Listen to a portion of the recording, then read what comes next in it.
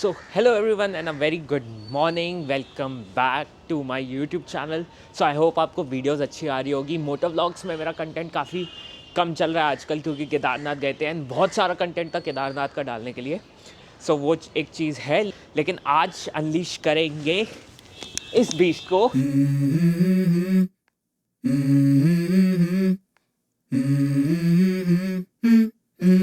Let's go.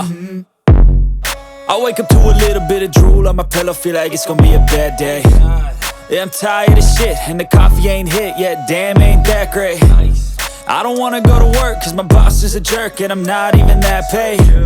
I need a change in my life, cause I don't feel alive, and there's nothing that makes me happy. Hold my beer for a minute, I'm about to quit my job. This is a paddock stand that I've recently ordered. So जो भी लोगों को नहीं पता कि कौन सा paddock stand लेना है, कौन से कंपनी का लेना है, कौन से ब्रांड का लेना है, पैडॉक स्टैंड में क्या क्या क्वालिटीज़ होनी चाहिए, वो सारी चीज़ें हम आज कवर करेंगे। सो वीडियो में बने रहें। सो ये जस्ट अभी अमेज़ॉन से आया है एंड इसकी मैं अभी अमेज़ॉन वाली पैकेजिंग अनबॉक्स करता हूँ एंड देन फिर मैं दिखाता हूँ कि इसके अंदर हमें क्या क्या मिलता है। Okay, so build quality wise this is very good and मैं आपको बताता हूँ मैंने कौन सा पैडॉक स्टैंड मंगाया है। So this one is for bikes that weighs up to 300 kgs. Even though मेरी बाइक आपका 155 kgs ही वे करती है, लेकिन नेक्स्ट ईयर मुझे बाइक अपग्रेड करनी है। सो बार बार ख़रीदने का कोई कॉन्सेप्ट नहीं है, तो मैंने सोचा कि पहली बार में ही मैं हैवी ड्यूटी मंगवा लेता हूँ ताकि मुझे बार बार ना ख़रीदना पड़े। तो स्टार्ट करते हैं कि हमारे पास क्या क्या आया है। So first are these L shape brackets. L shape आपका यूज़ होगा मेजॉरिटी ऑफ द बाइक्स में एंड उसके साथ साथ हमारे पास यू शेप ब्रैकेट्स भी हैं ना। काफ़ी बाइक्स में यू शेप ब्रैकेट्स नहीं लगते, क्योंकि उसके लिए अलग से आपको पीछे गार्ड लगाना पड़ता है। क्योंकि अगर मैं यू शेप ब्रैकेट्स अपने यहाँ पे नट पे लगाऊंगा, जहाँ से मेरी सारी चेन एडजस्टमेंट होती है, तो फिर वो चेन एडजस्टमेंट नहीं कर पाऊँगा, मेरी रियर टायर नहीं खोल पाऊँगा, तो वो सारी चीज़ें आपकी ब्लॉक हो जाएगी। तो यू शेप वाले हम अंदर रखेंगे, यू शेप हम यूज़ नहीं करेंगे। Will be using the L shape for our bike. L shape लगाने के लिए नट्स एंड हमारी बाकी की असेंबली जो यहाँ पर है। सो असेंबल करना शुरू करते हैं।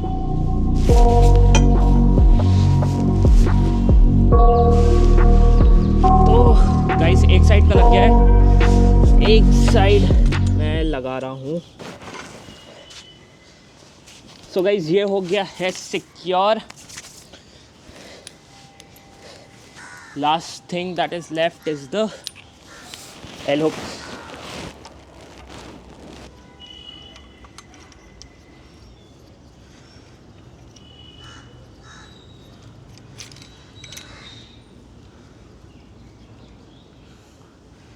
So guys finally complete. So guys paddock stand है रेडी, एडजस्टमेंट मैंने कर दिया है। तो अब इसको लगाते हैं।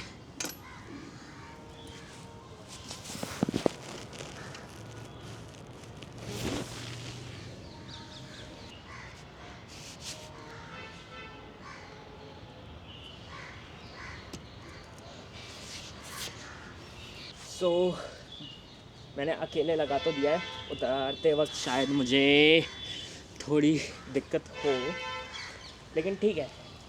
मोर और less I feel that my bike is secure. थोड़ी मुझे आई थिंक यहाँ पे इन दोनों जगहों पे एडजस्टमेंट करनी पड़ेगी, क्योंकि ये पूरा कवर नहीं हो रहा, वो एकदम एज पे आकर अटका हुआ है।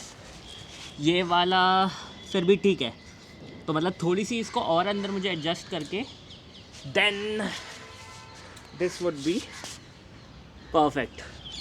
ओके, सो डिसमाउंट करते वक्त फर्स्ट चीज़ तो यही है कि आपका स्टैंड डाउन होना चाहिए।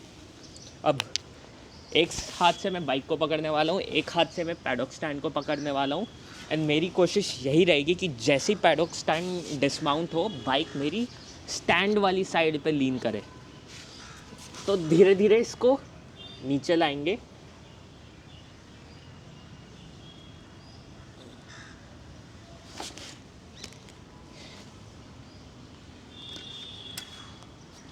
And perfect. सो गाइस अब एक बार डिस्कस कर लेते हैं कि पैडॉक स्टैंड क्यों आपको ख़रीदना चाहिए, क्या क्या फैक्टर्स आप कंसिडर कर सकते हो पैडॉक स्टैंड ख़रीदने के लिए। सो जो वेरी मेन पर्पस है मेंटेनेंस, मॉडिफिकेशन में भी, लेकिन मेंटेनेंस एंड मॉडिफिकेशन अगर आप कर रहे हो खुद से तभी इस पैडॉक स्टैंड का आपको एक्चुअल वैल्यू पता चलेगा। अगर आप मेंटेनेंस खुद से नहीं कर रहे, मॉडिफिकेशन नहीं कर रहे, यू आर नॉट टेक्निकल, मतलब ज़्यादा आप बस बाइक चला रहे हो, घर ला रहे हो, सर्विस करवानी है, सर्विस स्टेशन पे जा रहे हो, तो उस केस में आपको पैडॉक स्टैंड की वैल्यू समझ नहीं आएगी। अब बात करते हैं कि क्या क्या फैक्टर्स मैंने कंसिडर करे थे while buying this paddock stand. So सबसे पहले तो वेट पे आ जाते हैं, क्योंकि बाइक का weight is a very important factor in buying your paddock stand, क्योंकि हर पैडॉक स्टैंड की बिल्ड क्वालिटी अलग होती है, हर पैडॉक स्टैंड की एक वेट लिमिट अलग होती है।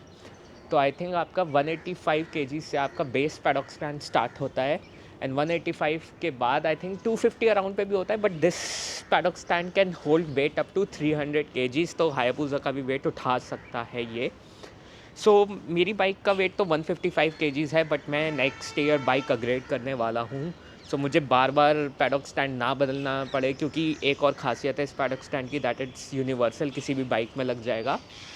सो मेरी नेक्स्ट बाइक जो होने वाली है that was around 200 kgs, and अगर मैं 185 kgs वाला पैडॉक स्टैंड लेता तो मुझे बाद में फिर से बाय करना पड़ता। तो मैंने बोला कि let's buy the bigger beast in the market, ताकि मुझे बार बार चेंज ना करना पड़े। So bike weight is one of the factors that I considered.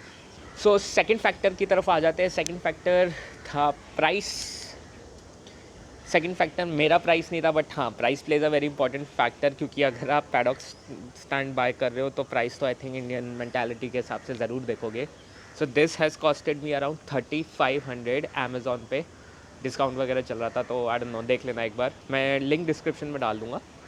So this is for 3500, and 185 kgs वाला जो आपका वेरिएंट आता है वो काफ़ी कंपनीज़ भी बनाती है। एक एक्सप्लोर का मैंने देखा था, ग्रैंड पिट स्टॉप था, ग्रैंड बाइकर्स भी शायद एक ब्रांड है जो ये बनाता है, लेकिन एक्सप्लोर का it was for 1700, and that could weigh उसकी वेट लिमिट जो थी दैट वाज 185 kgs। तो मेरी इवन तो मेरी बाइक के लिए वो सफिशेंट था, लेकिन कंसिडरिंग कि मुझे बाइक आगे अपग्रेड करनी है तो मुझे एक अच्छा पैडॉक स्टैंड तो लेना ही था।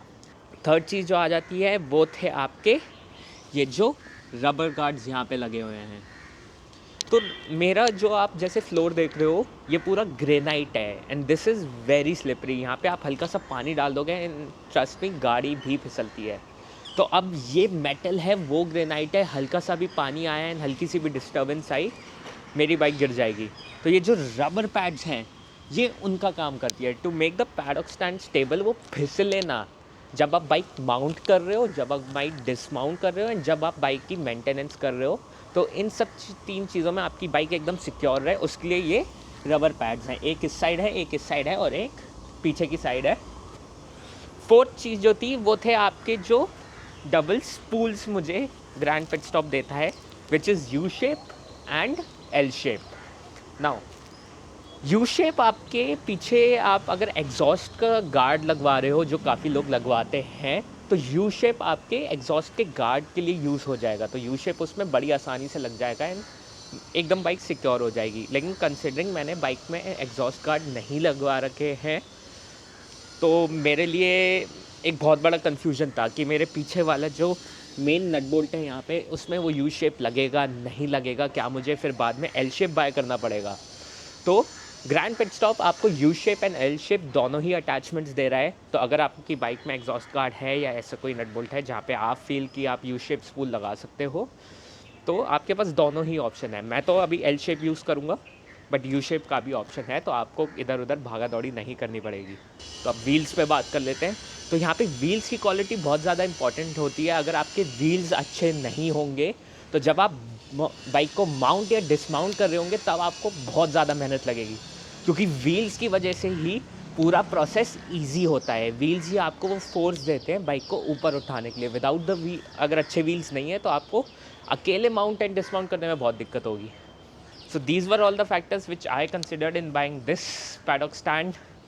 आप अगेन और भी ब्रांड्स के लिए जा सकते हो। This video is not sponsored by grand pit stop. It's just कि मैंने यूट्यूब पे काफ़ी सर्च करा, वीडियोस कि कौन सा पैडॉक स्टैंड लेना चाहिए, and there was no single video जो मुझे बताए कि मेरी बाइक के लिए क्या सही है, कौन सा ब्रांड सही है। सो यही दिमाग में रखते हुए मैंने ये वीडियो बनाई है। एंड मैं आपसे ये नहीं कहूँगा कि आप ग्रैंड पिट स्टॉप ही लो, लेकिन जो फैक्टर्स कंसिडर करें हैं वो फैक्टर्स कंसिडर करो एंड फिर देखो कि आपको किस ब्रांड के साथ जाना चाहिए। आप बिल्ड क्वालिटी देखो, अपना बाइक का वेट देखो, पैडॉक स्टैंड की वेट लिमिट देखो, क्वालिटी देखो, व्हील्स देखो, and don't forget the rubber pads. So I hope आपको वीडियो अच्छी लगी हो। लाइक शेयर सब्सक्राइब ज़रूर करें अगर अभी भी कोई क्वेरीज रह गई है। So let me know down in the comments, and आपको अगली वीडियो में मिलते हैं।